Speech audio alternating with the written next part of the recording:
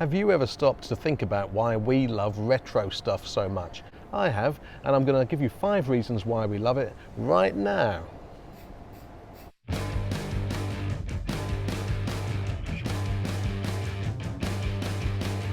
Hello, you cheeky kitten. I'm Jason Arnott, the scribbler of The Last Days of Jack Sparks, Ghoster, and some Doctor Who stuff. If you're new here, you might want to hit subscribe, or you might just want to see if you enjoy this video or not. Just see how you feel. Now, this is not your typical video from Jason Arnott's terrifying house of obsession. Usually I'm sitting in my office and I'm surrounded by videos and ridiculous artifacts. This week I've been staying mainly in hospital. I hasten to add, not me personally, but someone close to me has, and so I'm here. And so I can't be at home, so I'm just going to do a talky video about retro stuff and why we love it. The first reason we love retro stuff is, of course, pretty obvious. It's nostalgia.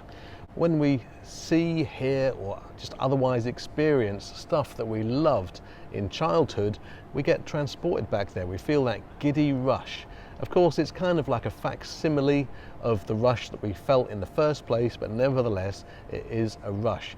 We are somewhat like addicts, chasing that first immense rush that we had. I like to think of nostalgia as a kind of umbilical cord to the past, and my friend John Higgs, who's written the excellent book The Future Starts Here, Adventures in the 21st Century, I asked his opinion, and he told me that nostalgia is the closest we can get to time travel. These retro items, he told me, are clearly from a different world to the one we're in now, and that different world has shaped them in 1,000 different ways. When we look at these objects now, their oddness tells us how different the world that created them was. And recognizing this makes us feel like we're in touch with this world. And so, even if just fleetingly, we get transported back there. You see, this kind of talk is exactly why you should have John Higgs's books on your shelves, all of them, because he's so good at taking any subject and showing it to you from a different angle and just making it crystal clear in the process. And John's entirely right, of course, because when I, for instance, watch Doctor Who, The Talons of Weng-Chiang, I am indeed transported all the way back through time to 1977, when I was first watching that serial in my mum and dad's living room in Suffolk.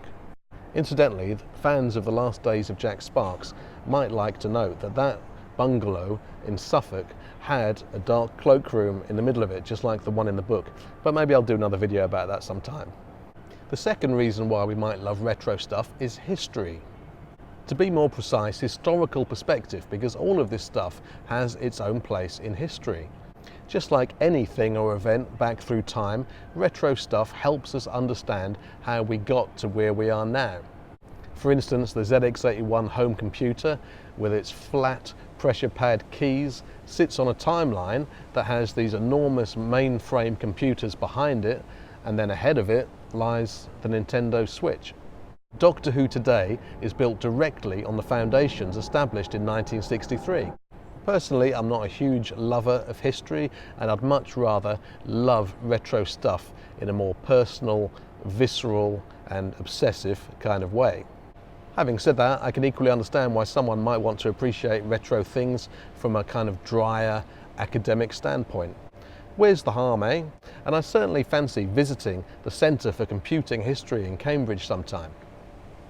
The third reason that we might love retro stuff is that it is simply art. Yes, retro is art in its own right, and it's there to be appreciated by any given generation.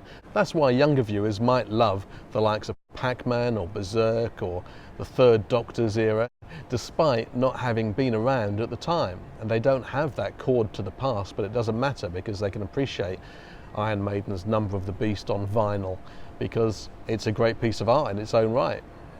The fourth reason we love retro stuff might be escapism.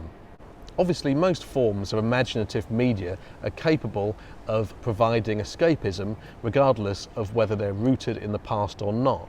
But having said that, you can't beat a bit of time travelling back to a different era if you fancy some escapism. A lot of retro folk probably enjoy their pseudo time travel all the more because they feel like they're jumping away from this rising sense of calamity that seems to exist in the world. And they're going back in time to a place where, in the UK at least, there were only 3 TV channels and everything was just better. In reality, of course, it's arguable whether things really were better back in the day, because most of us were quite young and so we weren't aware of all the bad stuff going on in the world. There's also the danger, of course, that we might start to enjoy escapism a little bit too much and end up completely wrapped up in the past at the expense of mentally connecting with the present. And this idea brings me to my 5th and final reason why we love retro stuff. And that reason is variety. Now, I don't know about you, but I don't only love classic Doctor Who, I love the post-millennial show too.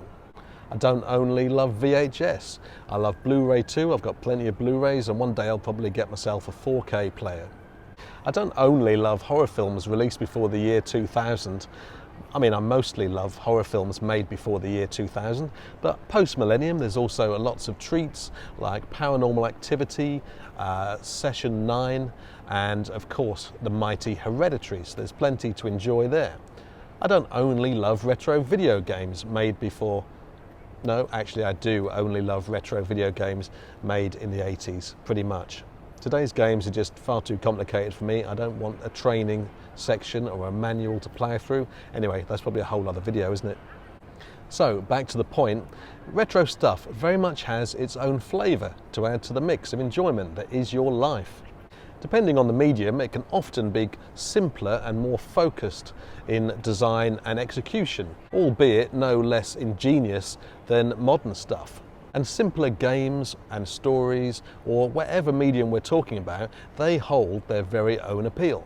I'm sure there are plenty of gamers who will happily spend weeks loving Fortnite, but then equally love dying in the first 15 seconds of a retro game like Defender.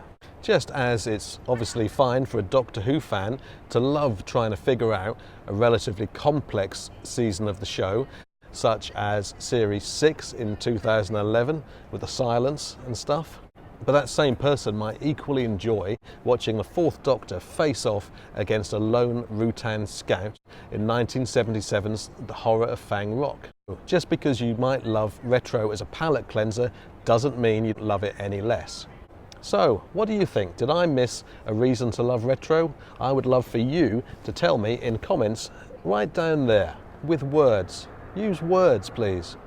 If you've enjoyed this video, then don't forget to hit the subscribe button down there and maybe hit thumbs up. Or if you didn't like it, hit thumbs down. See if I care. My mailing list subscribers were the first to receive these babbled thoughts in the form of an essay. If you'd like to join them, then have a look down there for the link. And when you do sign up to the mailing list, you get a free book. Now, I can hardly say fairer than that, can I?